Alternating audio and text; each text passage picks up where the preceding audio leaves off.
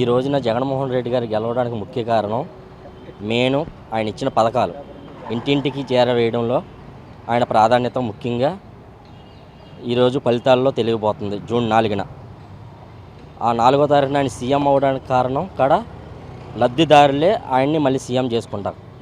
ఆయన ఏదైతే చేయగలనన్నాడో అదే చేయగల స్థాయి అది. నేను చేయలేని పరిస్థితిలో ఉన్న ఇది పరిస్థితి అన్నది చెప్పుకొని ముందుకొచ్చిన జగన్మోహన్ రెడ్డి గారు మన రాష్ట్ర పరిస్థితులను దృష్టిలో ఉంచుకొని ముందుకెళ్ళడం జరిగింది.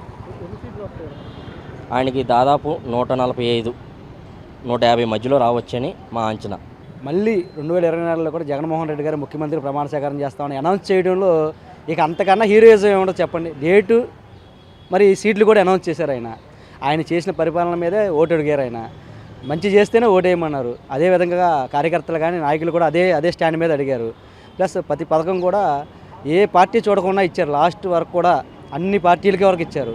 వాళ్ళకి ఇష్టమైన వాళ్ళు ఓట్లు వేసారు. చాలామంది ఇష్టం లేని వాళ్ళు వాళ్ళ పార్టీకి వాళ్ళే వేసుకున్నారు.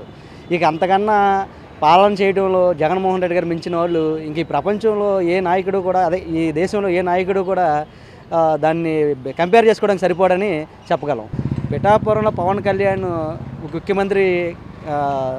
ముఖ్యమంత్రి స్థాయి నాయకుడు అని చెప్పుకుంటూ, అలాగే ముఖ్యమంత్రి అభ్యర్థిని అని చెప్పుకుంటూ ఒక పిఠాపురంలో వేస్తే ఒక సామాన్య ఎమ్మెల్యే క్యాండిడేట్ని అక్కడ నిలబెట్టి వాళ్ళకి చెమటలు పట్టే విధంగా అసలు పిఠాపురంలో గెలుస్తాం ఎంత కష్టం అనేది వాళ్ళకి అర్థమయ్యేలా చూపించారు.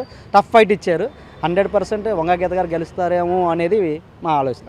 ఏలూరు అయితే మాకు తెలిసి బడ్డేటి చంటి గారు దాదాపు 20,000 పై మెజార్టీతో గెలవబోతున్నారు. అది మా రెడ్డి అప్పలనాయుడు గారి సహకారంతో కళ్యాణ్ గారి అభిమానులు ప్రతి ఒక్కరు కూడా కష్టపడి ఆయనకి గెలుపు కోసం కృషి చేసాం. దేవుడి దయ వల్ల అందరూ కృషి చేసాము. బాగా మేము అనుకున్నాం 20,000 పై ఓట్ల మెజార్టీ వస్తారు చంటి గారు అనుకుంటున్నాము. చంటి గారు గెలాలని ఇంకా మనస్ఫూర్తిగా కోరుకుంటున్నాను.